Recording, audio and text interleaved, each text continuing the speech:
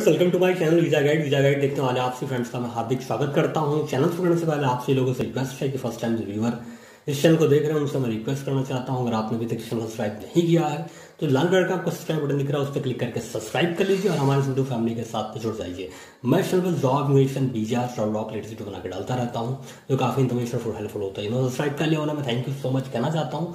साथ ही साथ जो बेल का बटन है जरूर क्लिक करिएगा, नोटिफिकेशन अपडेट रहेगा, मैं कोई वीडियो डालूंगा उस वीडियो आप तक पहुंचेगा और कोई वीडियो आपसे मिस नहीं होगा। तो लाइक करिए, शेयर करिए, सब्सक्राइब करिए और हमारे इस चैनल के साथ जरूर जुड़िए और बेल के बटन पर क्लिक जरूर करिए। तो फ्रेंड्स, काफी लोगों ने मुझसे क्वेश्चन पूछा कि कंट्री कौन सी बेस्ट है, कनाडा है कि यूएस।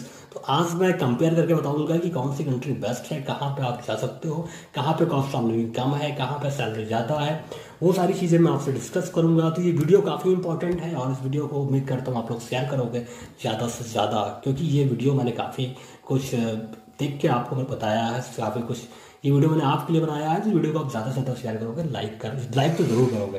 तो कोई भी अगर इस वीडियो को देखता है तो आपसे रिक्वेस्ट है कि लाइक के बटन पर क्लिक जरूर करिएगा, लाइक करते हुए कंफ्यूज मत करिएगा।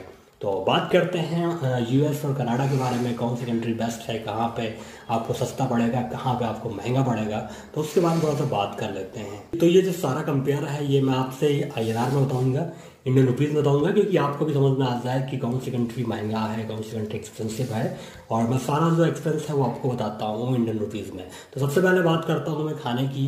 अगर आप कनाडा में खाना खाते हैं किसी रेस्टोरेंट के अंदर तो आपका पड़ जाएगा 1,000 रुपये मिनिमम आपका पड़ जाएगा किसी रेस्टोरेंट, किसी अच्छे रेस्टोरेंट में आप खाना खाते हैं। और अगर आप यूएसए में खाते हैं तो भी आपका 1,000 ही पड़ेगा। तो दोनों बराबर है, कोई अंतर नहीं है, 10-20 रुपए का अंतर भले ही पड़ रहा है लेकिन दोनों में सेम है। अगर रेस्टोरेंट में आप कनाडा में खाते हैं या यूएस में खाते हैं तो सेम जो चार्ज पड़ेगा वो सेम पड़ेगा, खाने का जो चार्ज पड़ेगा वो सेम पड़ेगा। उसके बाद मैं डोमेस्टिक बियर की बात करता हूँ। अगर आप यूएसए में कोई बियर लेते हैं तो आपका 350 रुपये का पड़ जाएगा, में आप लेते हैं 350 का पड़ जाएगा। अगर कनाडा में लेते हैं तो भी आपका 350 पड़ जाएगा। तो इसमें भी यूएसए और कनाडा में कोई अंतर नहीं है, सेम प्राइस है। आपको जो प्राइस में कनाडा में मिलेगा वो प्राइस में आपको यूएसए में मिलेगा। थोड़ा बहुत अंतर हो सकता है, थोड़ा बहुत अंतर होता भी है, तो उतना तो चलता रहता है, लेकिन 10-20 के अंतर को मैं अंतर नहीं मानता हूँ, ये तो बहुत कॉमन हो गया। उसके बाद आप अगर दो कंट्री में 10-20 रुपए का अंतर है तो कोई अंतर, विशेष अंतर नहीं है। अगर ज़्यादा अंतर है तो उसको आप कंपेयर करिए।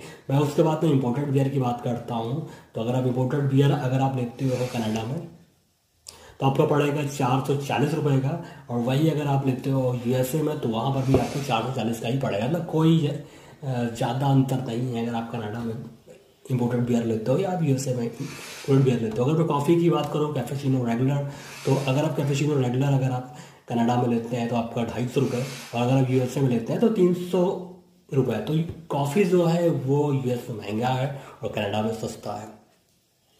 अगर मैं कोक पेप्सी की बात करूं आपसे तो कनाडा में अगर आप पेप्सी लेते हो तो आपका पड़ेगा 130 रुपए का, और अगर आप यूएस में लेते हो 135 रुपए का। तो इस बात करूं तो दूध आपका 1 लीटर अगर मैं बात करता हूं दूध, तो ये आपका कनाडा में पड़ेगा 148 रुपए का, 140 रुपए का।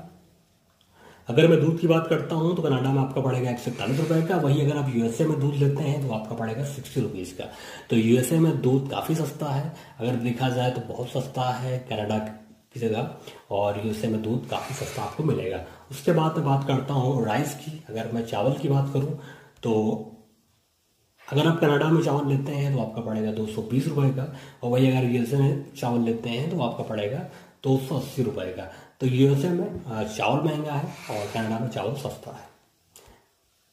उसके बाद मैं आपसे बात करता हूँ एप्पल की बात करता हूँ। अगर आप सेब लेते हैं कनाडा में तो वो आपका पड़ेगा 240 रुपये का, और अगर वही आप यूएसए में लेते हैं तो 320 रुपये का। तो सेब फल फ्रूट जो है वो यूएसए में सस्ता है और कनाडा में एक्सपेंसिव है। तो कुछ चीज़ें हैं जो कनाडा में सस्ता है, कुछ चीज़ें हैं जो यूएसए में एक्सपेंसिव है। अगर मैं बनाना की बात करूं, अगर आप बनाना लेते हैं यूएसए में तो आपका पड़ेगा 110 रुपये का, और कनाडा में अगर आप लेते हैं तो भी आपको पड़ेगा तो आपका पड़ेगा 100 रुपये का। 10 रुपये का अंतर है अगर आप दोनों कंट्री में देख लिया जाए तो भाई सेम प्राइस समझ लीजिए, इक्वल प्राइस समझ लीजिए, क्योंकि 5 रुपये दो कंट्री के बीच में डिफरेंट में बहुत ज़्यादा नहीं मानता हूँ, क्योंकि।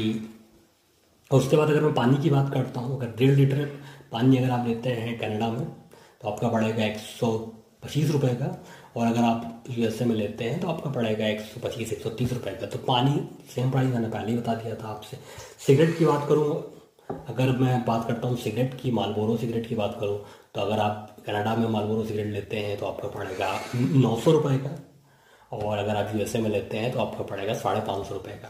तो सिगरेट कनाडा में बहुत महंगा है, बहुत ही एक्सपेंसिव सिगरेट है। मालबोरो की सिगरेट कनाडा में बहुत ही ज़्यादा एक्सपेंसिव है। 900 रुपये आपको खर्च करना पड़ेगा अगर आप सिगरेट लेते हैं, 20 पैक का एक डिब्बी सिगरेट लेते हैं तो। और अगर आप यही अगर आप यूएसए में लेते हैं तो आपका 550 में आपको मिल जाएगा।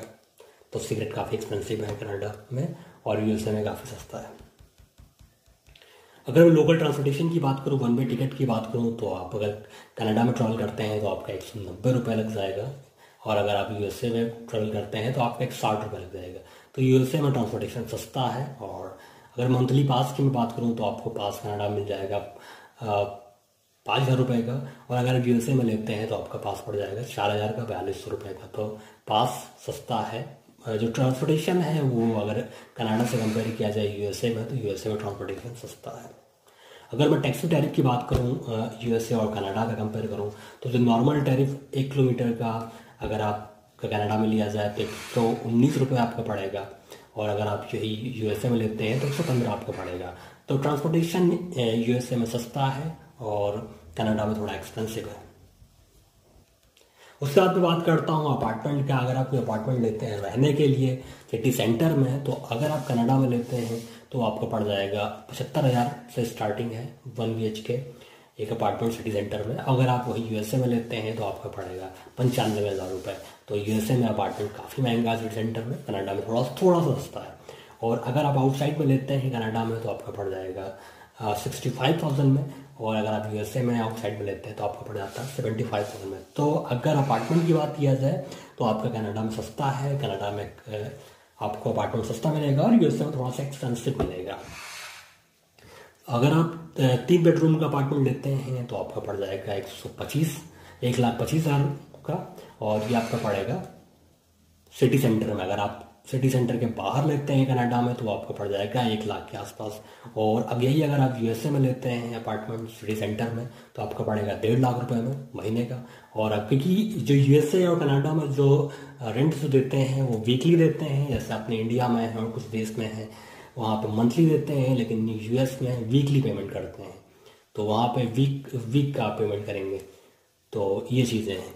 तो यूएसए में थोड़ा सा एक्सपेंसिव है अगर रेंट की मैं बात करूँ तो, और कनाडा में थोड़ा सा सस्ता है अगर मैं रेंट की बात करूँ तो कनाडा में थोड़ा सस्ता है और यूएसए में महंगा है। तो अगर देखा जाए कनाडा और यूएसए के बीच में, तो यूएसए आपको थोड़ा सा आपको एक्सपेंसिव मिलेगा, कनाडा भी आपको थोड़ा सा एक्सपेंसिव मिलेगा। दोनों का कंपेयर किया जाए तो कहीं कोई कंट्री ज़्यादा एक्सपेंसिव, ज़्यादा डिफरेंट आपको नहीं मिलेगा, थोड़ा बहुत डिफरेंट आपको मिलेगा दोनों के एक्सपेंस में। उसके बाद सबसे ज़रूरी चीज़ है, मैं उसकी बात करता हूँ सैलरी की। अगर आप कनाडा में काम करते हैं तो आपकी एवरेज सैलरी क्या है, अगर आप यूएसए में काम करते हैं तो आपकी एवरेज सैलरी क्या है, जो कि सबसे इम्पोर्टेंट है। तो अगर मैं एवरेज सैलरी की बात करूँ, नेट सैलरी की बात करूँ आफ्टर टैक्स कटने के बाद, अगर कोई कनाडा में काम करता है तो उसकी जो सैलरी है वो 2 लाख रुपये, 1.5 लाख से 2 लाख के बीच में आपको आराम से मिल जाएगा अगर आप वहाँ पे कोई अच्छा काम करते हैं, ठीक ठाक काम करते हैं। जो बेसिक सैलरी है आफ्टर टैक्स कटने के बाद वो मैं आपको बता रहा हूँ 1.5 लाख से आपको 2 लाख के बीच में आपको मिल सकता है अगर आप कनाडा में काम करते हैं। और अगर यही आप यूएसए में काम करते हैं तो आपको 2 लाख से 2.5 लाख के बीच में आपको बेसिक सैलरी आपको मिलेगा टैक्स कटने के बाद, जो आपका टैक्स था उसको कटने के बाद।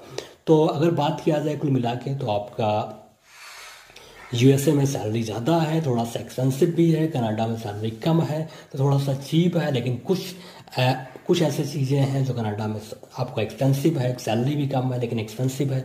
तो कुल मिला के अगर मेरे हिसाब से अगर कोई पूछे कि कौन सी कंट्री बेटर है रहने के लिए, कॉस्ट ऑफ लिविंग के लिए, मेरी पर्सनल राय क्या है, तो मैं पर्सनल राय मैं अपनी यही दूंगा कि यूएसए बेस्ट है कनाडा से थोड़ा ज़्यादा, क्योंकि यूएसए में सैलरी भी ज़्यादा है, थोड़ा सा एक्सपेंसिव है लेकिन सैलरी ज़्यादा है। तो सैलरी अगर ज़्यादा है तो आप जो खर्चे हैं वो आप अपना एक्सपेंस उठा लोगे।